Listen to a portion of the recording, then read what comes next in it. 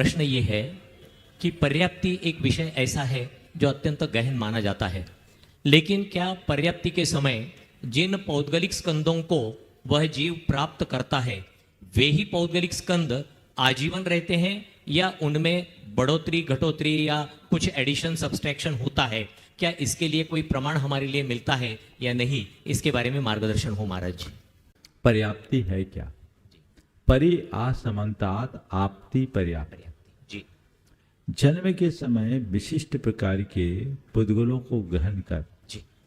जन्म के समय पुद्गल परमाणुओं को ग्रहण कर विशिष्ट प्रकार की भौतिक शक्ति की प्राप्ति का नाम पर्याप्ति। बिल्कुल। तो पर्याप्ति कुछ पुद्गलों को ग्रहण करके एक शक्ति के रूप में ग्रहण की जाती है, जी। और उस पर्याप्ति के बल पर वो शक्ति ग्रहण हो गई तो उसके बल पर जीवन पर्यंत उस प्रकार के पुद्गलों को ग्रहण किया जाए, विसर्जन और उत्सर्जन की सामर्थ्य हो जाती है, उनका उपयोग किया जाता है। तो जीवनोपयोगी सामग्री को ग्रहण करने, उत्सर्जित करने और उनको अपने काम में नियोजित करने की शक्ति प्रथम अंतर्मुहूर्त में प्राप्त कर ली, वो शक्ति पूरे जीवन बनी रहती है। जी। उसके बल पर परमाणुओं को ग्रहण करते हैं, छोड़ते हैं, यूज करते हैं। वो शक्ति जब तक बनी रहती है तब तक हमारे साथ नौकर्म टिके रहते हैं। मृत्यु होते ही, आपने जो सवाल किया उसका सीधा कोई समाधान नहीं है, पर इस प्रमाण से आप इस बात को समझ सकते हैं।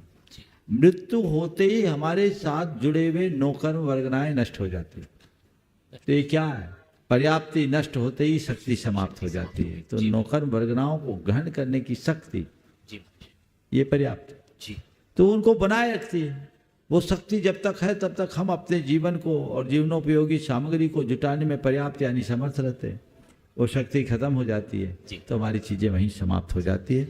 मेरे ख्याल से हमें ऐसा ही समझना चाहिए। महर्षि, मेडिकल साइंस में जेनेटिक्स जो कहा, बिल्कुल जेनेटिक के साथ आप इसको जोड़ सकते हैं। शरीर पर्याप्ति को खासकर जीन्स और क्रोमोसोम्स के डेवलपमेंट के साथ इसे जोड़ा जा सकता है। नमो